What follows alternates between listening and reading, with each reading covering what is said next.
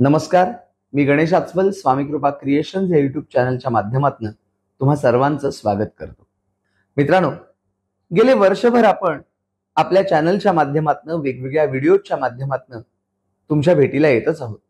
मुळात गिरगावातल्या श्री स्वामी समर्थ महाराजांच्या मठात ही चॅनलची संकल्पना आकाराला आली. कारण मनोरंजन पत्रकारिता क्षेत्रामध्ये आणि आकाशवाणीमध्ये जवळजवळ 25 वर्षांचा प्रवास झाल्यानंतर काहीतरी वेगळं करावं हे मनात होतं. माझी पत्नी सौ स्नेहा गणेश आचवल ही मला सतत सांगत होती की काहीतरी नवीन कर नवीन कर.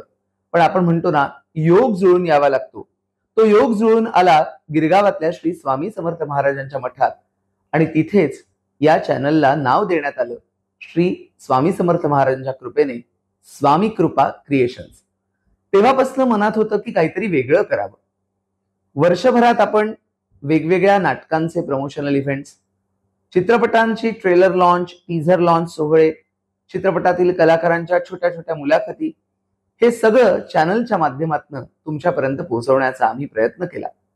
त्याचप्रमाणे जर तुम्ही बघितलं असेल तर गेले काही महिने आपण मराठी चित्रपटांची समीक्षा पण करतोय आणि आता आषाढी एकादशीच्या आदल्या आठवड्यापासून आपण रोज संध्याकाळी एका गाण्याची आठवण सांगत असतो आपल्या चॅनलवरती.